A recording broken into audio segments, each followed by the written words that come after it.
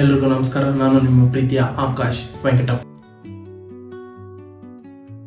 ಸ್ನೇಹಿತರೆ, ವಿಡಿಯೋ ಮುಂದುವರಿಸೋಕ್ಕಿಂತ ಮುಂಚೆ ದಯವಿಟ್ಟು ನನ್ನ ಯೂಟ್ಯೂಬ್ ಚಾನಲ್ನ ಸಬ್ಸ್ಕ್ರೈಬ್ ಮಾಡಿ. ಈ ಒಂದು ವಿಡಿಯೋ ಇಷ್ಟ ಆದರೆ ಲೈಕ್ ಮಾಡಿ, ಶೇರ್ ಮಾಡಿ, ಕಮೆಂಟ್ ಮಾಡಿ. ಇಷ್ಟ ಆಗಿಲ್ಲ ಅಂದರೆ ಡಿಸ್ಲೈಕ್ ಮಾಡಿ ಕಮೆಂಟಲ್ಲಿ ತಿಳಿಸಿ. ಟೋಲ್ ಕಲೆಕ್ಟಿಂಗ್ ಸಿಸ್ಟಮ್ ಭಾರತದ ಒಂದು ಪ್ರಮುಖ ಆದಾಯದ ಮೂಲ.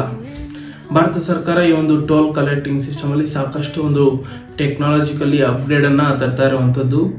ಈ ಒಂದು ಮೊದಲು ಏನು ಒಂದು ಮ್ಯಾನ್ಯಲ್ ಟೋಲ್ ಕಲೆಕ್ಟಿಂಗ್ ಸಿಸ್ಟಮ್ ಇತ್ತು, ಅದಾದ ನಂತರ ಒಂದು ಫಾಸ್ಟ್ಯಾಗ್ ಅನ್ನ ತಂದರು. ನಂತರ 2021 ಫಾಸ್ಟ್ಯಾಗ್ ಅನ್ನ ಮ್ಯಾಂಡೇಟರಿ ಮಾಡಿದ್ರು. ಈಗ ಅದಕ್ಕಿಂತ ಒಂದು ಹೆಜ್ಜೆ ಮುಂದೆ ಹೋಗಿ ಒಂದು ಫಾಸ್ಟ್ಯಾಗ್ ಮತ್ತೆ ನಿಮ್ಮ ವೆಹಿಕಲ್ ನಂಬರ್ ಅನ್ನ ಕಂಬೈನ್ ಮಾಡಿ ಒಂದು ಟೋಲ್ ಕಲೆಕ್ಟಿಂಗ್ ಸಿಸ್ಟಮ್ ಅನ್ನ ಭಾರತ ಸರ್ಕಾರ ಅದರಲ್ಲೂ ಯೋಜನೆಯನ್ನ ರೂಪಿಸಿರುವಂತದ್ದು. ಮೊದಲು ನಾವು ಫಾಸ್ಟ್ಯಾಗ್ ಬಗ್ಗೆ ತಿಳ್ಕೊಳ್ಳೋಣ. 2015 ಭಾರತ ಸರ್ಕಾರ ಈ ಒಂದು ಫಾಸ್ಟ್ಯಾಗ್ ಅನ್ನುವಂತ ಹೊಸ ಟೆಕ್ನಾಲಜಿಕಲಿ ಅಪ್ಗ್ರೇಡ್ ಆಗಿರುವಂತಹ ಸಿಸ್ಟಮ್ ಅನ್ನ ಜಾರಿಗೆ ತಂತು. 2021 ಕಂಪಲ್ಸರಿ ಫಾಸ್ಟ್ಯಾಗ್ ಅನ್ನ ಮಾಡ್ತು. ಯಾಕಂದ್ರೆ ಈ ಒಂದು ಫಾಸ್ಟ್ಯಾಗ್ ಇಂದ ಭಾರತ ಸರ್ಕಾರ ಟೋಲ್ ರೆವಿನ್ಯೂ ಏನಿದೆ ಅದು ತುಂಬಾನೇ ಜಾಸ್ತಿ ಕಲೆಕ್ಟ್ ಆಗೋಕೆ ಸ್ಟಾರ್ಟ್ ಆಯಿತು. ಮ್ಯಾನ್ಯಲ್ಗಿಂತ ಈ ಒಂದು ಫಾಸ್ಟ್ಯಾಗ್ ಇಂದ ಹೆಚ್ಚು ಟೋಲ್ ಅಮೌಂಟ್ ಕಲೆಕ್ಟ್ ಆಗೋಕೆ ಶುರುವಾಯಿತು. ಆದ್ದರಿಂದ 2021 ಈ ಒಂದು ಫಾಸ್ಟ್ಯಾಗ್ ಅನ್ನ ಮ್ಯಾಂಡೇಟರಿ ಮಾಡಲಾಯಿತು.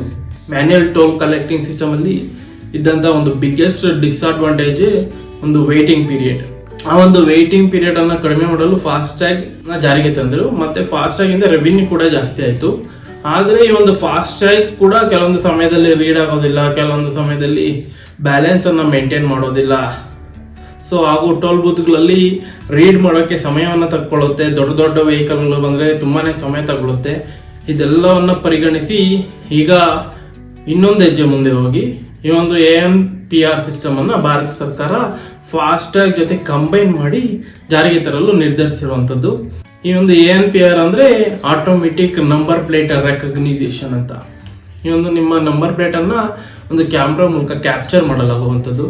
ಆ ಕ್ಯಾಪ್ಚರ್ ಮಾಡಿದ ನಂಬರ್ ಅನ್ನ ನಿಮ್ಮ ಆ ಒಂದು ಕ್ಯಾಪ್ಚರ್ ಮಾಡಿದಂತ ನಂಬರ್ಗೆ ಏನೋ ಒಂದು ಫಾಸ್ಟ್ಯಾಗ್ ಲಿಂಕ್ ಆಗಿರುತ್ತೆ. ಅದರಿಂದ ನೀವು ಎಷ್ಟು ಕಿಲೋಮೀಟರ್ ಟ್ರಾವೆಲ್ ಮಾಡ್ತೀರಾ, ಹೇಗೆ ಟ್ರ್ಯಾಕ್ ಮಾಡ್ತಾರೆ ಅಂದ್ರೆ ಎಷ್ಟು ಕಿಲೋಮೀಟರ್ ಟ್ರಾವೆಲ್ ಮಾಡಿರೋದು, ನೀವು ಎಂಟ್ರಿ ಮತ್ತೆ ಎಲ್ಲೆಲ್ಲಿ ಎಕ್ಸಿಟ್ಗಳಿರುತ್ತೋ ಅಲ್ಲೆಲ್ಲ ಒಂದು ಕ್ಯಾಮ್ರಾನ ಫಿಕ್ಸ್ ಮಾಡಿರುತ್ತೆ. ಅಲ್ಲಿ ಕ್ಯಾಮ್ರಾ ಎಕ್ಸಿಟ್ ಆಗ ಕ್ಯಾಪ್ಚರ್ ಮಾಡುತ್ತೆ. ಎರಡನ್ನು ಕ್ಯಾಲ್ಕುಲೇಟ್ ಮಾಡಿ ಎಷ್ಟು ಕಿಲೋಮೀಟರ್ ಟ್ರಾವೆಲ್ ಮಾಡ್ತೀರೋ ಅಷ್ಟು ಕಿಲೋಮೀಟರ್ಗೆ ಟೋಲ್ ಅನ್ನ ಡಿಡಕ್ಟ್ ಮಾಡುತ್ತೆ. ಈಗ ಕರೆಂಟ್ ಅಲ್ಲಿರುವಂತಹ ಫಾಸ್ಟ್ಯಾಗ್ ನೀವು ಎಂಟ್ರಿ ಆಗಿದ ತಕ್ಷಣ ನಿಮ್ಮಲ್ಲಿ ಅಮೌಂಟ್ ಅನ್ನ ಡಿಡಕ್ಟ್ ಆಗ್ಬಿಡುತ್ತೆ. ಮತ್ತೆ ನೀವು ಎಲ್ಲಾದ್ರೂ ಎಕ್ಸಿಟ್ ಸೆಂಟ್ರಲ್ ಎಲ್ಲಾದ್ರೂ ಎಕ್ಸಿಟ್ ಆದ್ರೆ ನೀವು ಫುಲ್ ಟೋಲ್ ಅನ್ನೇ ಕೊಟ್ಟಿರ್ತೀರಾ. ANPR ಸಿಸ್ಟಮ್ ಅನ್ನ ಪ್ರಾಯೋಗಿಕವಾಗಿ 1 ಮೇ ಇಂದ ಕೆಲವೊಂದು ಸೆಲೆಕ್ಟೆಡ್ ಟೋಲ್ ಪ್ಲಾಜಾಗಳಲ್ಲಿ ಮಾತ್ರ ಪರೀಕ್ಷೆಗೆ ಒಳಪಡಿಸುತ್ತೆ. ಇದು ನಮ್ಮ ಭಾರತ ಸರ್ಕಾರದ ಹೊಸ ಒಂದು ಟೋಲಿಂಗ್ ಕಲೆಕ್ಟಿಂಗ್ ಸಿಸ್ಟಮ್. ಆದ್ರೆ ಇದನ್ನು ಮೀರಿಸುವಂತ ಒಂದು ದೊಡ್ಡ ಯೋಜನೆಯನ್ನ ಭಾರತ ಸರ್ಕಾರ ಈ ಮುಂದೆ ಅನೌನ್ಸ್ ಮಾಡಿತ್ತು. ಆದ್ರೆ ಈ ಒಂದು ಆ ಯೋಜನೆಯನ್ನ ಸ್ವಲ್ಪ ಮುಂದೂಡಿ ಈ ಒಂದು ನಂಬರ್ ಪ್ಲೇಟ್ ರೆಕಗ್ನೈಸೇಷನ್ ಸಿಸ್ಟಮ್ ಅನ್ನ ತರ್ತಾ ಇರುವಂತದ್ದು.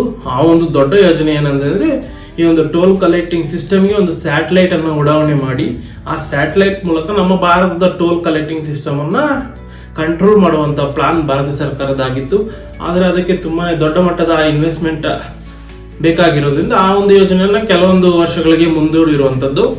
ಅದು ಏನಪ್ಪಾ ಅಂದ್ರೆ GNSS ಅಂದ್ರೆ ಗ್ಲೋಬಲ್ ನ್ಯಾವಿಗೇಷನ್ ಸ್ಯಾಟಲೈಟ್ ಸ್ಟೇಷನ್.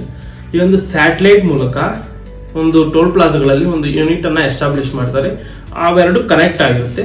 ಮತ್ತೆ ಆ ಒಂದು ಯೂನಿಟ್ ನಿಮ್ಮ ಕಾರಿನಲ್ಲಿ ಒಂದು ಆನ್ಬೋರ್ಡಿಂಗ್ ಯೂನಿಟ್ ಅನ್ನ ಫಿಕ್ಸ್ ಮಾಡ್ತಾರೆ. ಆ ಒಂದು ಯೂನಿಟ್ ನೀವು ಎಂಟ್ರಿ ಆಗಿದ ತಕ್ಷಣ ಕನೆಕ್ಟ್ ಆಗಿ ಮತ್ತೆ ಎಕ್ಸಿಟ್ ಆದಾಗ ಅಲ್ಲಿ ಇನ್ಫಾರ್ಮೇಶನ್ ಪಾಸ್ ಮಾಡುತ್ತೆ. ಸೊ ಅದರಿಂದ ನೀವು ಯಾವ ರೀತಿ ಟ್ರಾವೆಲ್ ಮಾಡಿದ್ರೆ, ಎಷ್ಟು ದೂರ ಟ್ರಾವೆಲ್ ಮಾಡಿದ್ರೆ ಅಂತ ಕ್ಯಾಲ್ಕುಲೇಟ್ ಮಾಡಿ ಡೈರೆಕ್ಟ್ ಆಗಿ ನಿಮ್ಮ ಬ್ಯಾಂಕ್ ಅಕೌಂಟ್ಗಳಿಂದ ಅಮೌಂಟ್ ಅನ್ನ ಡಿಡಕ್ಟ್ ಮಾಡುವಂತ ಯೋಜನೆ ಅದಾಗಿರುತ್ತೆ. ಆ ಒಂದು ಯೋಜನೆ ಜಾರಿ ಮಾಡಿದ್ರೆ ಫಾಸ್ಟ್ ಆಗಿ ನಾವು ಬಾಯ್ ಹೇಳ್ಬೇಕಾಗುತ್ತೆ. ಹೊಸ ಒಂದು ಸಿಸ್ಟಮ್, ಬಟ್ ಆ ಒಂದು ಸಿಸ್ಟಮ್ ತುಂಬಾನೇ ಕಾಸ್ಟ್ ಆಗುತ್ತೆ. ಅದು ಸರ್ಕಾರಕ್ಕೂ ಹೊರೆ ಆಗುತ್ತೆ, ಜನಸಾಮಾನ್ಯರಿಗೂ ಹೊರೆ ಆಗುತ್ತೆ. ಇನಿಷಿಯಲ್ ಇನ್ವೆಸ್ಟ್ಮೆಂಟ್ ತುಂಬಾನೇ ಬೇಕಾಗುತ್ತೆ. ಅದು ಒನ್ ಟೈಮ್ ಇನ್ವೆಸ್ಟ್ಮೆಂಟ್. ಆ ಒಂದು ಯೂನಿಟ್ಗಳು ಹೇಗೆ ಕೆಲಸ ಮಾಡುತ್ತೆ, ಅದು ರಿಪೇರಿ ಆಗುತ್ತೋ ಅದೆಲ್ಲ ಒಂದು ತುಂಬಾನೇ ಕಾನ್ಸಿಕ್ವೆನ್ಸಸ್ ಇರೋದ್ರಿಂದ ಆ ಒಂದು ಯೋಜನೆಯನ್ನ ಸ್ವಲ್ಪ ದಿನಗಳ ಕಾಲ ಮುಂದೂಡಿರುವಂತದ್ದು. ಆ ಒಂದು ಯೋಜನೆ ಏನಾದ್ರು ಬಂದ್ರೆ ನಿಮ್ಗೆ ಫಾಸ್ಟ್ಯಾಗ್ ರೀಚಾರ್ಜ್ ಮಾಡೋ ಅವಶ್ಯಕತೆ ಇರೋದಿಲ್ಲ. ನೇರವಾಗಿ ನಿಮ್ಮ ಬ್ಯಾಂಕ್ ಅಕೌಂಟ್ ಇಂದ ಅಮೌಂಟ್ ಡಿಡಕ್ಟ್ ಆಗುತ್ತೆ. ಆದ್ರೆ ಇಲ್ಲಿ ನಮ್ಮ ಜನಸಾಮಾನ್ಯರು ಇರೋ ಒಂದು ಪ್ರಶ್ನೆ ಏನಂದ್ರೆ, ನಮ್ಮ ಫಾಸ್ಟ್ಯಾಗ್ ಅಲ್ಲಿ ಅಮೌಂಟ್ ಇರೋದಿಲ್ಲ, ಹೇಗಿದ್ರು ಟೋಲ್ ಬೂತ್ಗಳು ಇರೋದಿಲ್ಲ, ನಾವು ಪಾಸ್ ಆಗ್ಬಿಡ್ತೀವಿ ಮತ್ತೆ ಎಕ್ಸಿಟ್ ಆಗ್ತೀವಿ, ನಮ್ಮ ಫಾಸ್ಟ್ಯಾಗ್ ಅಲ್ಲಿ ಅಮೌಂಟ್ ಇಲ್ಲ ಅಂದ್ರೆ ಹೇಗ್ ಡಿಡಕ್ಟ್ ಮಾಡುತ್ತೆ ಅಂತ. ಇದನ್ನ ಸರ್ಕಾರನೂ ಗಮನಿಸಿರುತ್ತೆ. ಸೊ ಸಿಂಪಲ್ ಸರ್ಕಾರ ನಿಮ್ಮ ನಂಬರ್ ಪ್ಲೇಟ್ಗೆ ಯಾವ ಒಂದು ಮೇಲ್ ಐ ಡಿ ರಿಜಿಸ್ಟರ್ ಆಗಿರುತ್ತೋ ಆ ಮೇಲ್ ಐ ಡಿಗೆ ಒಂದು ಲೀಗಲ್ ನೋಟಿಸ್ ಅನ್ನು ಕಳಿಸುತ್ತೆ. ಮತ್ತೆ ನಿಮ್ಮ ಒಂದು ನಂಬರ್ ಪ್ಲೇಟ್ಗೆ ಯಾವ ಅಡ್ರೆಸ್ ಲಿಂಕ್ ಆಗಿರುತ್ತೋ ಆ ಒಂದು ಅಡ್ರೆಸ್ಗೆ ಲೀಗಲ್ ನೋಟಿಸ್ ಕಳಿಸುತ್ತೆ. ನೀವು ಕೋರ್ಟಲ್ಲಿ ಹೋಗಿ ಫೈನ್ ಕಟ್ಬಿಟ್ಟು ಬರಬೇಕಾಗುತ್ತೆ. ಸದ್ಯಕ್ಕೆ ಈಗ ನಮಗೆ 1 ಮೇಯಿಂದ ಹೊಸ ಟೋಲ್ ಸಿಸ್ಟಮ್ ಅನ್ನ ಪ್ರಾಯೋಗಿಕವಾಗಿ ಪರೀಕ್ಷೆಗೆ ಒಳಪಡಿಸ್ತಾರೆ. ನಂಬರ್ ಪ್ಲೇಟ್ಗಳನ್ನ ಮತ್ತೆ ಫಾಸ್ಟ್ಯಾಗ್ ಅನ್ನ ಕಂಬೈನ್ ಮಾಡಿ ಒಂದು ಹೊಸ ಟೋಲ್ ಸಿಸ್ಟಮ್ ವರ್ಕ್ ಆಗುತ್ತೆ. ಈ ಒಂದು ಟೋಲ್ ಸಿಸ್ಟಮ್ ಜಾರಿಗೆ ಬಂದ್ರೆ ಯಾವುದೇ ರೀತಿಯಂತ ಟೋಲ್ ಬೂತ್ಗಳಿರೋದಿಲ್ಲ. ಸೊ ನಾವು ಫ್ರೀಯಾಗಿ ಟ್ರಾವೆಲ್ ಮಾಡ್ಬೋದು. ಆಟೋಮೆಟಿಕ್ ಆಗಿ ನಮ್ಮ ಫಾಸ್ಟ್ಯಾಗಿಂದ ಅಮೌಂಟ್ ಕಟ್ ಆಗುತ್ತೆ. ಸೊ ಇದಾಗಿತ್ತು ಇವತ್ತಿನ ವಿಷಯ. ನಮಸ್ಕಾರ.